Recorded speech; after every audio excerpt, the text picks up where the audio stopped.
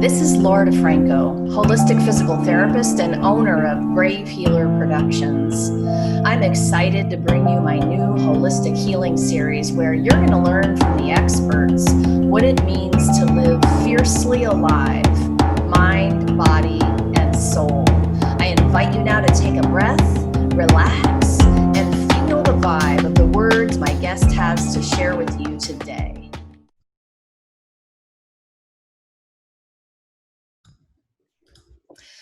Welcome to the Brave Healing Podcast, where we're changing the world one brave word at a time. I'm Laura DeFranco, the owner of Brave Healer Productions, and I'm excited to be having a conversation with author and wellness advocate Kristi Sullivan today.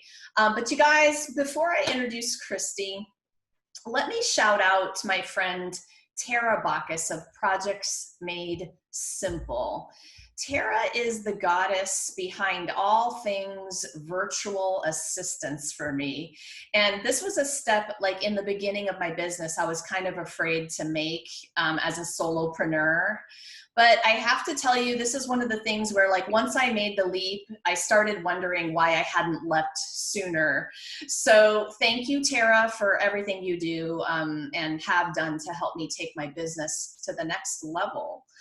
So now let me tell you about my incredible guest today. Kristi Sullivan is a wellness advocate and human design expert on a mission to help busy women give themselves permission to make self-care a priority and curate daily rituals so they can manifest abundance and live their best life in alignment with their true design. Welcome, Kristi. I'm happy to have you here. Thank you so much, Laura. I'm happy to be here, and kudos to you for this great show. I'm glad to be a part of it. Thank you. I'm excited. This has been fun talking to all the co-authors of our book, The Ultimate Guide to Self-Healing. I'll put that plug in there right away. And you have the book in front of you. Would you hold it up for me? Because I don't have my books yet. I was waiting patiently, and finally the box was delivered. I wish I had it on video. When I opened them up, I was so excited. It's my first book, co-authored book at all, and I am just loving the cover. It's beautiful.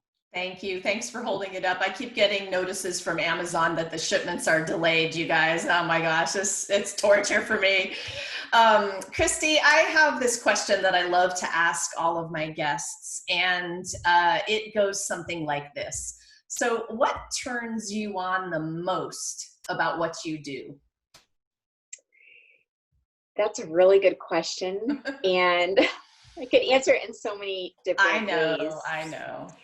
I'm going to say I've been through quite a transition in the last few months. A lot has been going on in our world, but in my world especially, I've transitioned from a long-term career in marketing to stepping fully into health and wellness. And I just get goosebumps. I feel like I'm really living this purpose-filled, fulfilled life where I connect to others, other like-minded women like you and I who are looking to help evolve the world. And that really is really juicy to me. I also feel really creative. I feel like this whole concept of human design that I've been trained in and practicing as best as I can really helps me to tap into potentials and opportunities that are out there for my own evolvement and helping others evolve. So I'm just excited about the future of where we're headed. And I know things can be challenging, but I feel like so positive that where we're heading is going to be a great shift.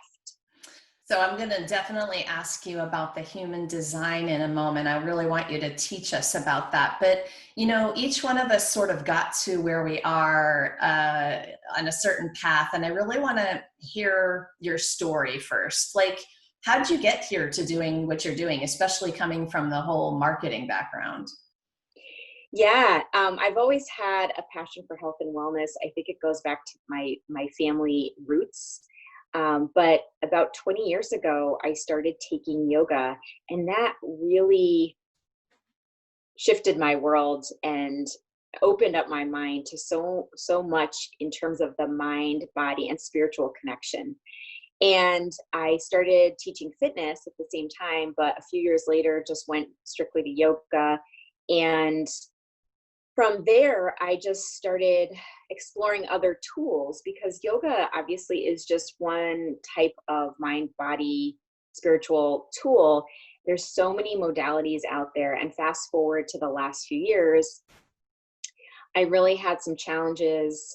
One being my dad with Alzheimer's, another in my marriage, and a third in my job. And when I realized the tools that I had tapped into were helping me in my grounded balance and spirituality, then I could move through these challenges. It didn't feel like it when I was in the thick of it, but I did move through them. And I knew that self-care is so important. And I think that's where I am right now, is being someone who's gone through those challenges and used tools, and know there's so many out there for many different people. This book being one of those tools to describe so many different ways people can heal and just do self-care. So that's my story. So I want to know about this human design thing. Like, I really want you to help our viewers understand it. Teach us something about this. Sure. Human design is a system. It evolved back in the 80s by a fellow who's since passed away, but you can Google a lot of information. It's out there. And what I call it is an energetic blueprint. And it is based on your birthday. So think of astrology, but on steroids, but also tying in things like the chakra system. Astrology on steroids. I like that. The other way I describe it is like, we are all driving a car and we all have different models, like astrology would say. But when you look under the hood and start to see the wiring is different and how your car operates is different than another car, your energy blueprint is so important to perhaps understanding the best way for you to operate. And we are so conditioned since a young age by authority figures and parents and teachers and others, and even marketing messages, that we may lose sight of who we are energetically, and what works for one person may not work for another. So when you start to understand that blueprint, and it's like a rabbit hole, it's very complex. So it's great to have someone like me who's a guide who can interpret what your chart says. It's not like astrology necessarily the way that I do readings. It's more, here's what this shows, so that you can have information on how best to make decisions and to kind of live a day-to-day life that's more in line with your design, and that you're not trying to force yourself into a box. You mentioned something a couple times, actually. There's one thing isn't for everybody, or there's so many different kinds of people, and they need to hear about the tools and these, amazing things that they can learn in lots of different ways. That's for sure. That was part of the mission of the book that we put together. And it was just to give people some hope that there are a lot of different things to do, and there's lots of different ways to teach you all about all of those different things, right? So if you're one of those people who have tried 20 things or gone to 10 doctors and you're only getting sort of temporary relief with the results that you want to have, there is really, I know you believe this too, there's really always something else. There's something else you haven't learned yet, And yes. I know, go ahead. So it's like something is calling you, and you just need to keep searching for it, and you'll find what is meant for you, I believe. Because you're right, there's so many great doctors out there, practitioners, but that one modality may not work for somebody else. Exactly. Okay, so the question then is, why is that customized kind of self-care so important? We sort of answered it already, but tell me more about that. Yeah, so I grew up or evolved in a fitness world and nutrition and knowing food's important and exercise. And when I started studying human design and realized that what I need to focus on is what works for me, what brings me joy, what brings me creativity, what doesn't feel good, as well as what does feel good. And it's different for everybody. I may enjoy hiking and biking and meditating, and some people may prefer journaling and knitting and other things that may not resonate with me. And what I find is that when you're speaking in human design language, that we can't be conditioned to all think the same thing works for the other person will work for me. So when you start to explore what it is that works for you, and it may change even during the course of your life, then you realize it has to be customized. It has to be what is feeding you and helping you to grow and evolve. And then to take those practices and try to do a daily ritual around them, or a weekly ritual. And then it doesn't seem like another task on your list. It feels like it's like the fuel for the car. Yeah, it feels like the fuel. I picked up on something you just said about that changing, and I wanted to just stop there, pause there for a minute, because that's been something in my life I've had to realize. It's okay to change your mind. It's okay that things shift and evolve and change. And what helped last month might shift, and you might need to, shift that daily ritual this month. So talk to us about how we create those daily rituals. So the book actually that we co-authored, I talk about a tool that you can use called a self-care mind map. It's really tapping into your intuition, your inner wisdom, to say, what intention do I have, at least maybe this week or this month, maybe even for the next few months, and how do I support that intention? It could be something like self-love, and how do I create self-love for myself, or what creates that ability for me to love myself more. And then it could be different types of actions, different types of self-care. And I also want to say self-care can be really deep and spiritual. It could be working with a practitioner or a healer to help you overcome traumas or self-limiting beliefs. And another analogy is the onion. So as you start to peel your onion, you uncover perhaps things that you didn't know, or new things.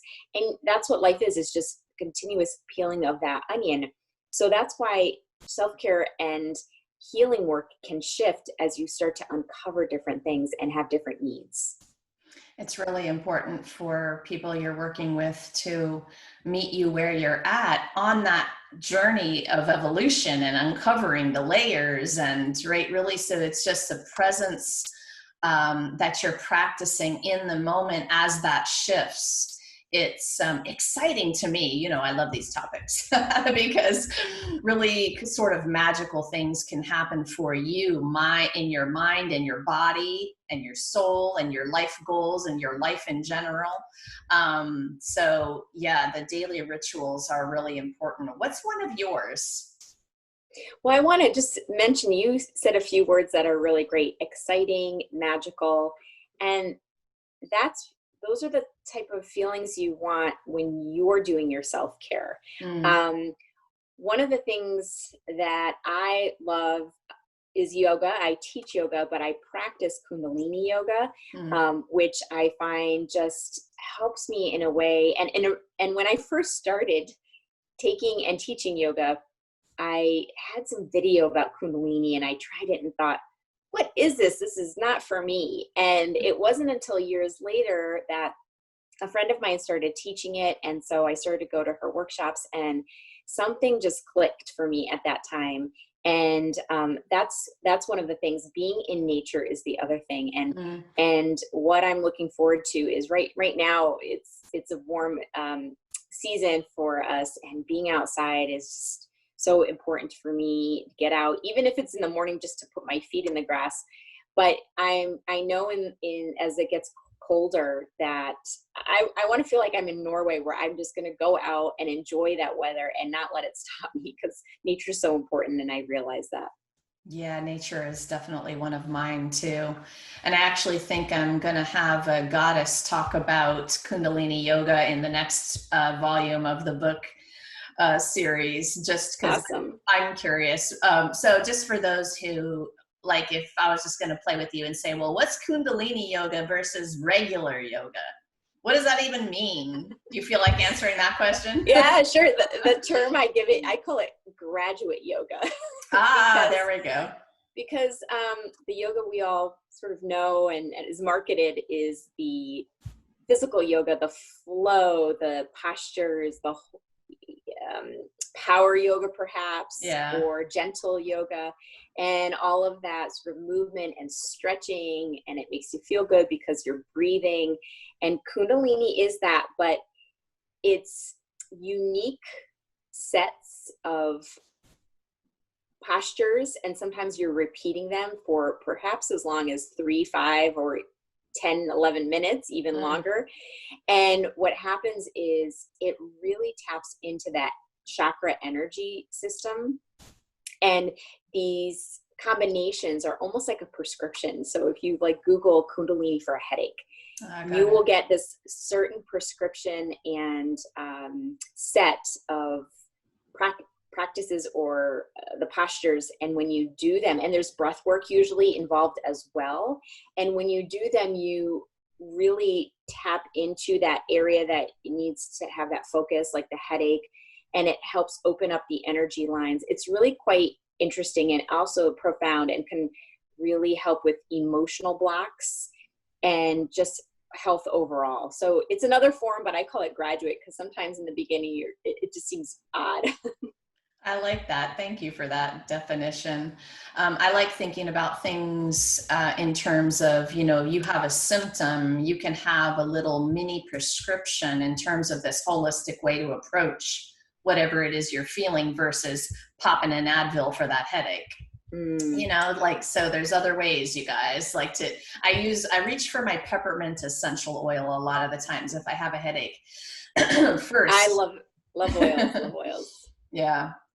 Okay. So what do you think is one of the most important things for our viewers to understand about this self-care and healing journey? I think it's important to know that this needs to be a necessity. I recently I have a group that it's coaching, but it's really more like a support group or mastermind of women to talk about their self-care journey and what is successful for them, what's challenging. And the word came up, reward.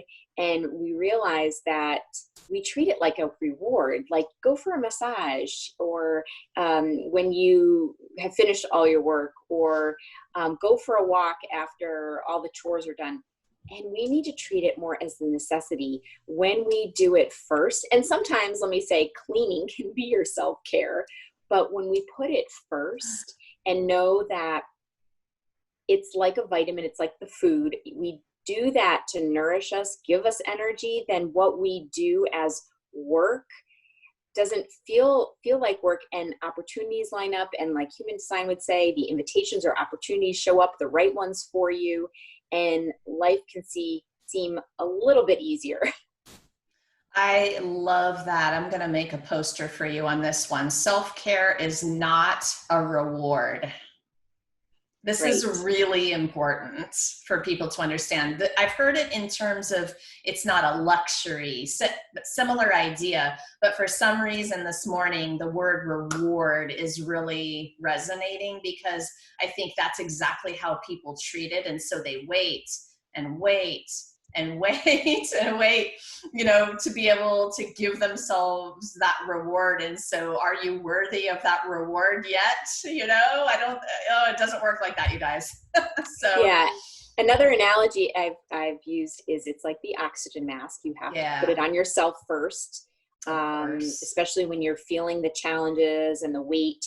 of the world, you need that oxygen mask. So you need to put it on. And the other thing is it has a ripple effect, especially I hear people saying, well, what if you have children? I don't, but if you have children, I know it's easy to put everyone else before you, but it's an oxygen mask, and it has this ripple effect, because if you're practicing it, they're learning, the children are learning from that. Your energy is shifting, it shifts other energy around you. So it's really important to look at it that way. This affects everybody around you. I love this. I'll give you guys a little example. And I was sitting with my teenage daughter who's getting ready to write her college essays this year. And she was not happy, a bit upset about this essay that she was starting, and really stressed. Like, you guys know, if you do have kids, especially in that age range, who are trying to do this college thing, right? If I hadn't, and if I don't, to give myself that time on a regular daily basis, I honestly, the response would have been much different last night when I was trying to help her with that. I might have gotten really anxious or snippy. My reaction to her would have been different, because it was stressful for me that she was stressed, right? And she was having a tough time. But I loved that I was able to just ground and center myself and calmly respond to, when someone else is in trigger state. It's very, very easy to get caught up in that if you don't have the energy to hold a container for them. So thank you for helping me express that example. I think that will probably help other people too. That's an example of how it can be when you're filling that cup to overflow on a daily basis. All the people around you will benefit, y'all. Yeah, and what you also pointed out was that when you do self-care, it's like when they say people start to do meditation and think nothing will bother them. Yes. You're still going to have challenges. You're still going to have times where you feel maybe anxiety or frustration. And what's important to notice is you will have awareness that you're feeling that anxiety and frustration. And there will be now a flag that goes up that says, wait a second, do I need to do some self-care? Have I not been doing it? What's been stopping me? And so the awareness is always that first step of making us look at habits and shift habits and make different choices. Yeah, awareness is everything. Yes. So, okay, Christy, so I love to ask my guests this one last question. And that is, aside from the topics that you're delving into in your business, what do you love to do so much you lose track of time? I actually think of yoga as a way that I lose track of time, and not necessarily when I'm doing it, but when I'm teaching it, because that is my creative outlet. I did start teaching yoga probably 18 years ago. And there was a period when I needed to slow down. My schedule was just overwhelmed. I was very busy working full time and trying to teach like 5 or 6 yoga classes. So I took a little break and noticed that it was such a creative outlet for me. And I would feel like time would just pass. And it's something like in my blood. I feel like it's something that I need to be doing to teach others. And even in this day and age, I'm teaching really short classes, like 30 minutes, but it seems to be working just to get me into that creative flow. And I love guiding people like that with, and connecting to them in the yoga community, even if it's online right now. Awesome. I know that feeling of being caught up in the teaching and having it being a creative outlet, not just the teaching. It's a little different, right? When you talk about it that way. I love that. Thank you. Well, you guys, if you loved what you heard today, you're going to be able to explore everything about Christy at her website, which I have hooked up in the show notes for you, Christy's SelfCare.com. Okay, so just pop on down there and you guys will see it. And thank you so much for what you do in the world and for being here today to share it with us. Thank you so much. And same to you. You're doing so much to help share a different healing and through the book, through your show. So I love what you're doing as well. Thank you. All right, you guys. So listen, thanks for joining us for these interviews. Thank you so much for tuning in. Remember, you can connect with us and ask questions. If you don't own the Ultimate Guide to Self-Healing book yet, one of the books, check it out on Amazon. And if you happen to be a holistic practitioner with a message to share, please head down into the show notes and find submissions information about our next Ultimate Guide to Self-Healing co-authored project, you guys. Would love to connect with you and figure out what your message is and how you can share it a little bit bigger in the world. Lastly, today, everybody, remember, your words will change the world when you're brave enough to share them. See you soon, everybody.